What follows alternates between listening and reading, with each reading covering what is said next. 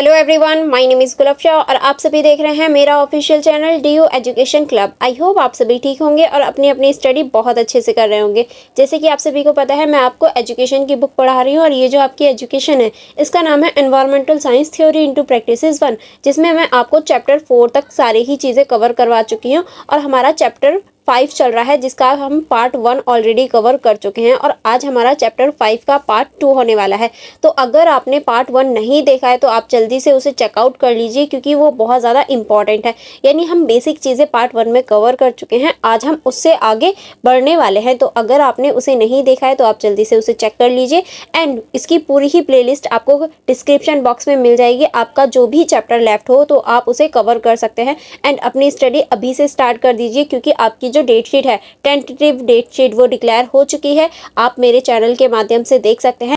अगर आप चाहें तो मेरा जो टेलीग्राम ग्रुप है उसे ज्वाइन कर लीजिएगा और वहां मैं आपको शो करवा दूंगी जो आपकी टेंटेटिव डेट शीट है, अगर आप चाहते हैं तो मेरे यूट्यूब चैनल को सब्सक्राइब करना एंड मेरे जो टेलीग्राम ग्रुप है उसको ज्वाइन करना मत भूलिएगा। टेलीग्राम ग्रुप का भी लिंक आपको डिस्क्रिप्शन बॉक्स में मिल जाएगा, तो डिस्क्रिप्शन बॉक्स चेक करना मत भूलिएगा। जैसे कि आप देख सकते हैं, मैं आपको बुक से पढ़ाती हूँ और ये आपके बुक का जो फ्रंट है ये वही है, ठीक है। और आप देख सकते हैं जो आपकी बुक है इसका नाम हिंदी में है पर्यावरणीय विज्ञान व्यवहार में सिद्धांत 1, यानी environmental science theory into practices 1। ये आपकी ईवीएस की बुक है जो आपके सेमेस्टर 1 एंड सेमेस्टर 2 दोनों के लिए ही बेनिफिट वाली होने वाली है, क्योंकि ये जो बुक है ये आपके दोनों ही सेमेस्टर में होने वाली है। अगर आप सेमेस्टर 1 में हैं या सेमेस्टर 2 में हैं तो अपने फ्रेंड्स के साथ शेयर करना मत भूलिएगा। अगर आपके फ्रेंड्स सेमेस्टर 1 या सेमेस्टर 2 के हैं तो उन दोनों के लिए ये वीडियो बहुत ज़्यादा बेनिफिट वाली होने वाली है, तो आप इसको शेयर ज़रूर करिएगा एंड लाइक भी ज़रूर करिएगा। चलिए फिर स्टार्ट करते हैं हम चैप्टर नंबर 5 से। जैसे कि आप सभी स्क्रीन पर देख सकते हैं, हमारा चैप्टर नंबर 5 है और इस चैप्टर का नाम है प्राकृतिक संसाधन, भूमि संसाधन। यानी हम इसमें मेनली प्राकृतिक संसाधनों और भूमि के बारे में चर्चा करने वाले थे, जिसमें हमने लास्ट वीडियो में भूमि के बारे में बहुत ज़्यादा चर्चा करी थी कि भूमि क्यों इंपॉर्टेंट है हमारे लिए, और भूमि प्राकृतिक संसाधन ही है एक, और भूमि के बिना हम कुछ नहीं कर सकते, और भूमि कितने प्रकार की भारत में पाई जाती है, और कुल जो भूमि है यानी पूरे विश्व की जो भूमि है उसका हम कितने परसेंट जो भाग है वो कृषि में यूज़ करते हैं, कितने परसेंट किस तरह से यूज़ किया जाता है, जो कि हम लास्ट वीडियो में सारी चीज़ें कवर कर चुके थे। और भूमि के क्षरण और भूमि की जो क्षति हो रही है, ये सारी चीज़ें हमने लास्ट वीडियो में कवर करी थी। अगर आपने लास्ट वीडियो नहीं देखी है तो आप जल्दी से उसे चेकआउट कर लीजिए, क्योंकि हमने जहाँ लास्ट वीडियो छोड़ी थी वहीं से आगे कंटिन्यू करने वाले हैं। चलिए फिर स्टार्ट करते हैं। जैसे कि आप सभी अपनी स्क्रीन पर देख सकते हैं, जो हमारा नेक्स्ट टॉपिक स्टार्ट होने वाला था वो था मनुस्थलीयकरण। अब हम देखेंगे मनुस्थलीयकरण क्या होता है। मनुस्थलीयकरण भूमि क्षरण का एक चरण मामला है जिसमें अर्ध शुष्क क्षेत्र तेजी से शुष्क हो जाते हैं। यानी मनुस्थलीयकरण जो है वो एक तरह का चरण है, या एक तरह की हम ये कह सकते हैं चरण है, जो कि अर्ध शुष्क क्षेत्र को तेजी से शुष्क की ओर ले जाता है, यानी उसे शुष्क बना देता है, जिसके परिणाम स्वरूप जल निकायों, वनस्पतियों और वन्य जीवों का नुकसान होता है। और इसी वजह से जो जल निकाय होता है, वनस्पति होते हैं और वन्य जीव होते हैं, उन सभी का नुकसान हम यहाँ देख सकते हैं, ठीक है। यूनेस्को के अनुसार शुष्क भूमि के रूप में वर्गीकृत पृथ्वी की 1/3 भूमि का सतह मनुस्थलीयकरण के खतरे का सामना कर रहा है। यानी यूनेस्को जो है उसके अनुसार जो पूरी भूमि है उसका 1/3 भाग जो है वो मनुस्थलीयकरण का खतरा महसूस कर रहा है या उसका सामना कर रहा है। इस तरह से हमारी जो पृथ्वी है वो बहुत ज़्यादा वृद्धि कर रही है, यानी बहुत ज़्यादा तेज़ी से मनुस्थलीयकरण की ओर बढ़ रही है, ठीक है। वनों की कटाई, अतिचारण, आधुनिक कृषि पद्धतियों, बढ़ते शहरीकरण, जल संसाधनों की कुप्रबंधन, भूजल के दोहन और आर्द्रभूमि क्षेत्र के विनाश के कारण भूमि के धीरे धीरे खराब होने के मनुस्थलीयकरण शुरू हो रहा है। यानी मनुस्थलीयकरण के जो कारण हैं वो उसके रूप में आप वनों की कटाई बोल सकते हैं, अतिचारण बोल सकते हैं, आधुनिक जो कृषि पद्धति है उसको बोल सकते हैं, बढ़ते जो शहरीकरण है उसकी वजह से भी हम बोल सकते हैं मनुस्थलीयकरण जो है वो बढ़ता जा रहा है। जब ऐसी निम्नीकृत भूमि जलवायु परिवर्तन के मुद्दों का सामना करती है, जैसे सूखा, अनिश्चित मौसम की स्थिति और लगातार अवधि के लिए वर्षा की कमी, तो इसके परिणाम स्वरूप भूमि अपनी उत्पादकता को इस हद तक खो देती है कि यह रेगिस्तान जैसी स्थितियों में समान हो जाती है। यानी देखिए, अगर इस टाइम पे ऐसी सिचुएशन चल रही हो भूमि के साथ और उसे कभी भी ऐसी सिचुएशन देखने को मिल जाए कि बारिश ना हो रही है, बहुत साल हो गए यानी कई वर्षों तक बारिश ना हुई, या फिर कोई भी पानी का स्रोत ना मिला, तो ऐसी सिचुएशन क्रिएट हो जाती है कि वो रेगिस्तान की तरह लगने लगती है या बिल्कुल बंजर हो जाती है। ठीक है, तो हम ऐसी भी सिचुएशन देख सकते हैं। इसी वजह से हमें जो भूमि है उसका जो निम्नीकरण हो रहा है, उसका जो वो मनुस्थलीकरण हो रहा है, उसको रोकने के लिए जो वनों की कटाई है और ज़्यादा से ज़्यादा हम कृषि कर रहे हैं, उस चीज़ को रोकना चाहिए। शहरीकरण इसको थोड़ा कम करना चाहिए ताकि हमारा विकास भी हो, लेकिन जो भूमि है उसका मनुस्थलीकरण, उसका निम्नीकरण भी ना हो। ठीक है, आगे चलेंगे। आगे आप इसमें लिख सकते हैं, शुष्क भूमि को मनुस्थलीकरण का सामना करने से रोकने के लिए कई हितधाराओं की मदद से एक एकीकृत दृष्टिकोण की आवश्यकता है। ऐसी नीतियों और नियमों को लागू करने की आवश्यकता है। यानी हमें मनुस्थलीकरण को रोकने के लिए बहुत सारी नीतियां या एकीकृत नीतियों की आवश्यकता है ताकि हम इसको रोक सकें, जो बेहतर भूमि और जल प्रबंधन में मदद करेगी, लोगों को शिक्षित करेगी और जागरूकता फैलाएगी, किसानों और स्थानीय समुदायों को सभी आवश्यक सहायता प्रदान करेगी। यानी हमें जो है वो लोगों को शिक्षित करने का कार्य करना चाहिए ताकि जो किसान हैं और जो और भी लोग हैं वो मनुस्थलीकरण को और जो भूमि है उसका जो निम्नीकरण हो रहा है उसको समझ सके और उस चीज़ को रोका जा सके। और कृषि के स्थायी तरीकों को तैयार करें और बढ़ावा दें। यानी जो कृषि के स्थायी तरीके होते हैं उनको बढ़ावा देना चाहिए, न कि आधुनिक, जिसकी वजह से हमारी जो पृथ्वी है वो मनुस्थलीकरण की तरफ बढ़ रही है, तो उस चीज़ को हमें रोकना चाहिए। ठीक है, चलिए आगे बढ़ेंगे। जो आपकी बुक में नेक्स्ट पॉइंट दे रखा है वो है वनों की कटाई। अब हम देखेंगे वनों की कटाई को। वनों की कटाई वन क्षेत्रों को साफ करना या स्थायी रूप से हटाना है ताकि यह अन्य उद्योगों के लिए उपलब्ध हो सके। यानी वनों की कटाई का अर्थ है कि वनों को बिल्कुल साफ कर देना और अन्य उद्योगों के लिए उस जमीन का प्रयोग करना। वनों की कटाई भूमि क्षरण, मिट्टी के कटाव और मनुस्थलीकरण का मूल कारण है। अगर वनों की कटाई होती रहेगी तो मिट्टी जो है उसका क्षरण होगा और मिट्टी का जो कटाव है वो भी हम देख सकते हैं। तो इसके जो मनुस्थलीकरण के मूल कारण के रूप में हम वनों की कटाई को लिख सकते हैं। संयुक्त राष्ट्र खाद्य और कृषि संगठन के अनुसार वनों की कटाई की वार्षिक दर लगभग 1.3 मिलियन वर्ग सेंटीमीटर प्रति दशक होने का अनुमान। यानी देखिए, संयुक्त राष्ट्र खाद्य जो है उसके अनुसार प्रति वर्ष यानी एक वर्ष में 1.3 मिलियन जो वर्ग सेंटीमीटर है, जो वर्ग है उसको लोग काट देते हैं। देखिए कितना बड़ा अमाउंट है। अगर हम इसी तरीके से जंगलों को काटते रहेंगे, कटाई करते रहेंगे, क्या हमारी भूमि बच पाएगी? तो सभी का आंसर होगा नहीं। तो इसीलिए हमें भूमि के जो मनुस्थलीकरण है, निम्नीकरण है, उसको रोकने के लिए पेड़ों की जो कटाई है उसको रोकना चाहिए ताकि जमीन है उसका मनुस्थलीकरण ना हो और वो सुरक्षित रह सके। अब हम आगे चलेंगे। आगे आपकी बुक में दे रखा है वन उन्मूलन के कारण। अब हम देखेंगे वन उन्मूलन के क्या क्या कारण होते हैं। अब हम उनको देखेंगे। मुख्य रूप से मानवीय जरूरतों को पूरा करने के लिए वन भूमि को साफ किया जाता है। वनों की कटाई की प्रमुख कारण है। यानी देखिए, वन उन्मूलन जो है वो मुख्य रूप से क्यों किया जाता है? जो मानव की ज़रूरतें हैं उनको पूरा करने के लिए। अब इसकी क्या क्या मुख्य कारण हो सकते हैं, अब हम इसके मुख्य कारणों के ऊपर चर्चा करेंगे कि आप इसके मुख्य कारणों में क्या क्या लिख सकते हैं। पहला आप लिख सकते हैं कृषि और वृक्षारोपण। बढ़ती मानव आबादी की ज़रूरतों को पूरा करने के लिए वनों के लिए सबसे महत्वपूर्ण खतरा कृषि और वृक्षारोपण क्षेत्रों में उनका रूपांतरण है।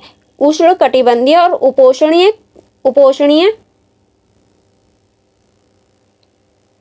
क्षेत्रों में 80% वनों की कटाई का प्रतिशत कारण कृषि है। यानी देखिए, जो मानव की जनसंख्या बढ़ रही है उसकी वजह से ही जो कृषि है उसमें बढ़ोतरी हो रही है और वनों की जो कटाई का 80% कारण होता है वो कृषि होती है। कृषि के लिए ही हम वनों को काटते जा रहे हैं। 80% जो कारण है वो यही है। ठीक है, कृषि गहनता, जिसे अक्सर औद्योगिक कृषि कहा जाता है, ने वनों की कटाई की दर में काफी वृद्धि की है। आप सभी ने औद्योगिक कृषि के बारे में सुना होगा, जिसकी वजह से वनों की कटाई में और ज्यादा वृद्धि होगी, तीव्रता से वन कटने लगे।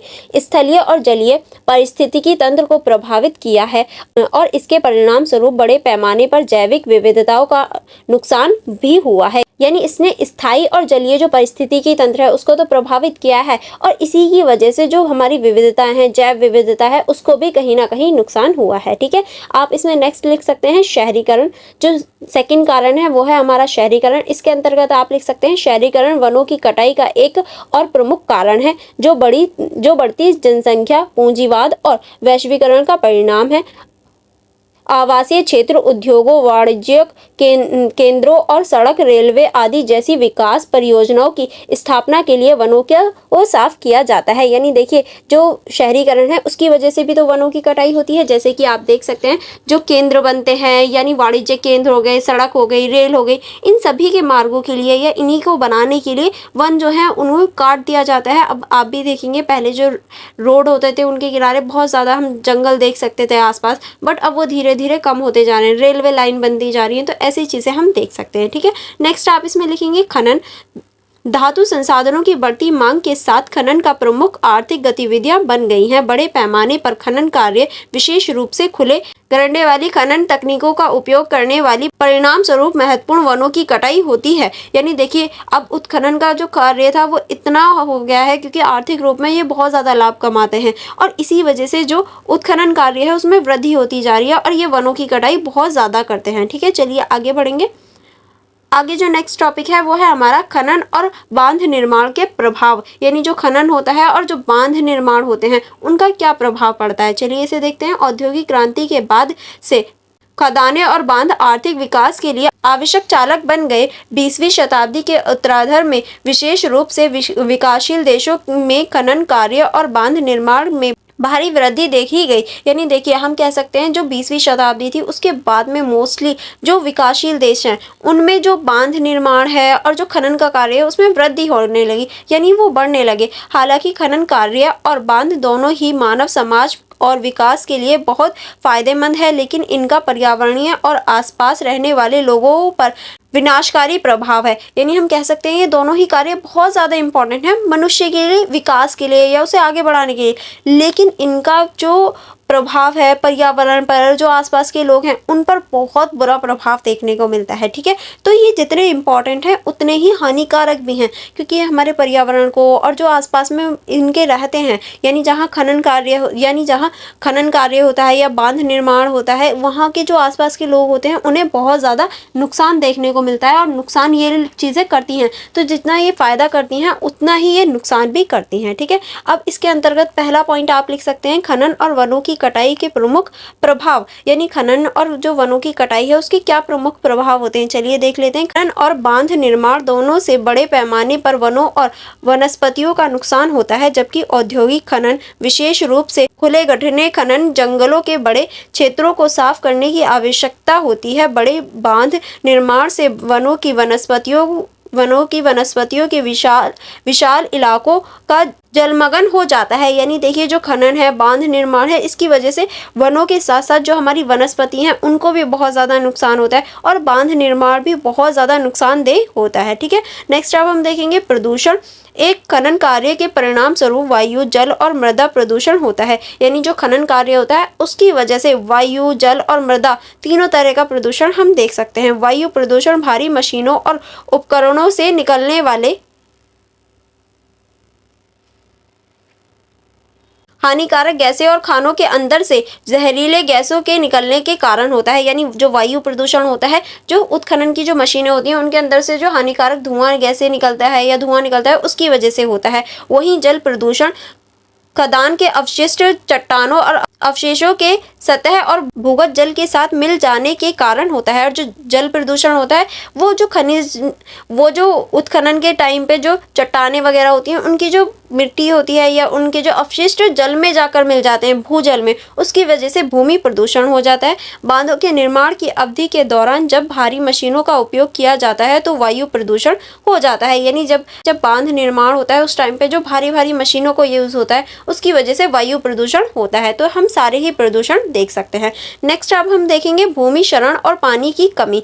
खनन गतिविधियों से सतह और भूजल आपूर्ति की कमी हो जाती है, क्योंकि प्रसंस्करण चरण के दौरान पानी का बड़े पैमाने पर उपयोग किया जाता है, जिसकी वजह से क्या होता है, पानी की कमी हो जाती है। इसके अलावा खदानों को खनन के बाद खुला छोड़ देने से भी वाष्पीकरण के माध्यम से भूजल की हानि हो सकती है, जिसके क्षेत्र बंजर हो जाता है और मरुस्थलीकरण की अति संवेदनशीलता हो जाती है। यानी अगर हम ये कहें कि खनन के बाद में उस जगह को, पर्टिकुलर जगह को खुला छोड़ दिया जाए तो जो भूजल होता है उसका वाष्पीकरण हो जाता है और वहाँ मरुस्थलीकरण की जैसी सिचुएशन देखी जा सकती है। ठीक है, नेक्स्ट आप इसमें लिखेंगे गाद।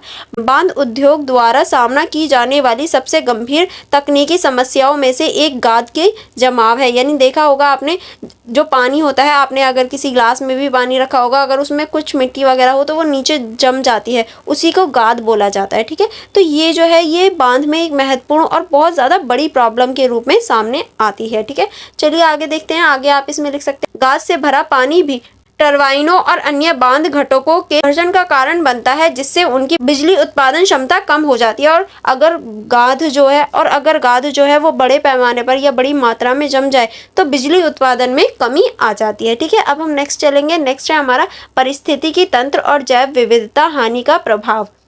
यानी अब हम देखेंगे पारिस्थितिकी तंत्र में जैव विविधता हानि का क्या प्रभाव होता है, उसको देखते हैं। खनन और बांध दोनों के परिणाम स्वरूप वनों की कटाई होती है, जिसके निवास स्थान का नुकसान होता है। यानी खनन की वजह से और बांधों की वजह से जो वन होते हैं उनकी कटाई होती है और इसकी वजह से जो निवास स्थान होते हैं दोनों का ही नुकसान हो जाता है। यानी वनों की कटाई भी होती है और जो निवास स्थान होते हैं उनमें भी परिवर्तन हो जाता है। बांध स्थलीय पारिस्थितिकी तंत्र के बड़े क्षेत्र को जलमग्न कर देते हैं, जहां जलाशय बनते हैं, जबकि जल प्रवाह बाधित कम होने के कारण जलीय पारिस्थितिकी तंत्र को भी प्रभावित करते हैं, जिसकी वजह से क्या होता है, हमारा जो जलीय पारिस्थितिकी तंत्र होता है वो भी प्रभावित होता हुआ दिखाई देता है। ठीक है, चलिए आगे बढ़ेंगे। आगे आप इसमें लिख सकते हैं स्थानीय और स्वदेशी समुदायों का विस्थापन। यानी जो स्थानीय और स्वदेशी होते हैं उन सभी सदस्यों का विस्थापन हो जाता है, क्योंकि एक पर्टिकुलर जगह को छोड़ के उन्हें कहीं और जाना पड़ता है। किस तरह से, चलिए देखते हैं। स्थानीय और स्वदेशी समुदायों को विस्थापन बड़े पैमाने पर खानों और बांध निर्माण के कारण होने वाली सबसे बड़ी सामाजिक समस्या में से एक है। यानी ये एक बहुत बड़ी समस्या है, क्योंकि अगर कहीं भी खनन का कार्य होता है तो वहाँ के लोगों को उन्हें विस्थापित करना पड़ता है, वहाँ के लोगों को उस जगह को छोड़ के जाना पड़ता है। उन्हें उचित तरीके से मुनाफा नहीं दिया जाता, उन्हें कई भावनात्मक उथल पुथलों से गुजरना पड़ता है। यानी ना तो उन्हें उचित मुनाफा मिलता है और उन्हें बहुत सारे उथल पुथल की सिचुएशनों से गुजरना पड़ता है, क्योंकि अगर वो अपना पर्टिकुलर जगह छोड़ के जाते हैं तो उनका रोजगार, उनके खाने पीने की सिचुएशन, उनका घर, सब कुछ छिन जाता है। तो बहुत ज़्यादा उथल पुथल का उन्हें उस टाइम पे सामना करना पड़ता है। ठीक है, चलिए आगे बढ़ेंगे। आगे अब हम देखेंगे स्वास्थ्य समस्याएं और सामाजिक मुद्दे।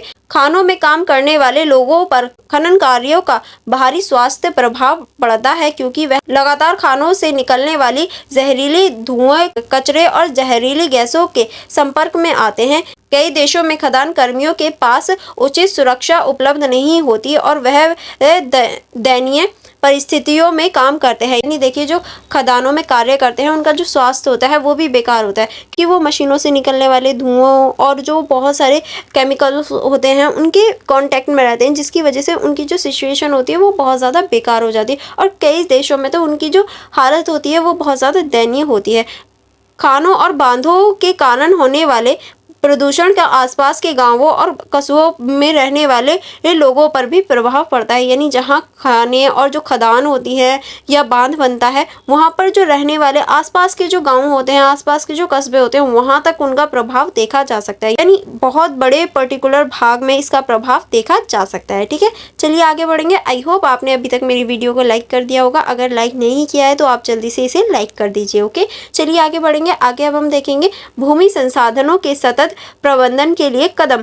यानी जो भूमि संसाधन होते हैं उनके लिए सतत प्रबंधन के लिए क्या क्या कदम हम उठा सकते हैं। पहला हम लिख सकते हैं वनीकरण, वृक्षारोपण, भूमि क्षरण, मिट्टी के कटाव और मरुस्थलीय के मुद्दों को दूर करने के सर्वोत्तम तरीकों में से एक है वनों की कटाई। साथ ही वनों की कटाई वाले क्षेत्रों में वनों की कटाई हवा से प्रदूषण और धूल को अवशोषित करके ग्लोबल वार्मिंग को कम करके प्राकृतिक आवास और पारिस्थितिकी तंत्र की स्थापना करके इमारती लकड़ी और गैर इमारती वन उत्पादन प्रदान करके मानव जीवन की गुणवत्ता सुधारी जा सकती है। यानी इससे हम भूमि संसाधन का प्रबंधन कर सकते हैं। ठीक है, नेक्स्ट आप इसमें लिख सकते हैं वन प्रबंधन। वन प्रबंधन किस तरह से, चलिए देखते हैं। दुनिया भर की सरकारों को मौजूदा वनों की रक्षा के लिए नियमों और नीतियों का लागू करने और वनीकरण पुनर्निर्माण के माध्यमों से वन आवरण में वृद्धि सुनिश्चित करने की आवश्यकता है। मौजूदा वनों को अवैध कटाई, आक्रामक प्रजातियों, बीमारियों और उपयोगों के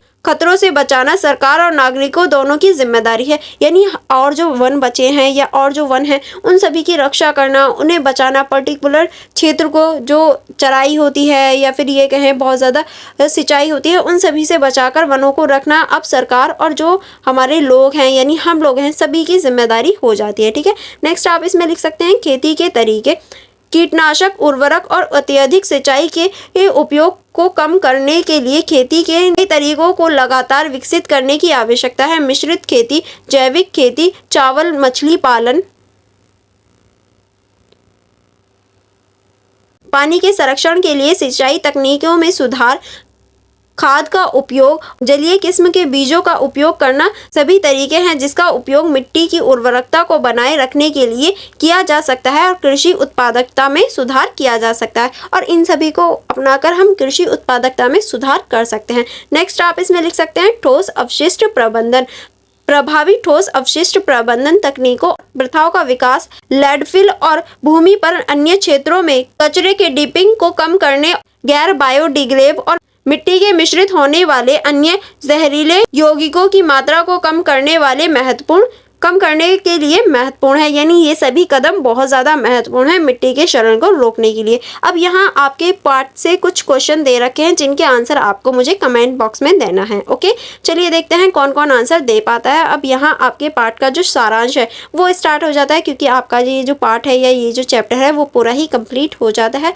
मैं आपको सारांश पूरा ही दिखा देती हूँ, अगर आप चाहें तो वीडियो को स्टॉप करके इसे पूरा रीड आउट कर सकते हैं। ठीक है, उसके बाद में यहाँ आप थोड़ी सी शब्दावली देख सकते हैं जो कि इंपॉर्टेंट वर्ड आपके चैप्टर में आए हैं। ये सभी शब्दावली के अंतर्गत आपको दिखाए गए हैं, ये सारे ही आप देख सकते हैं। और अभी तक मैंने पार्ट 1 एंड पार्ट 2 में जितने भी क्वेश्चन आपसे पूछे थे ये उनके सभी के उत्तर हैं।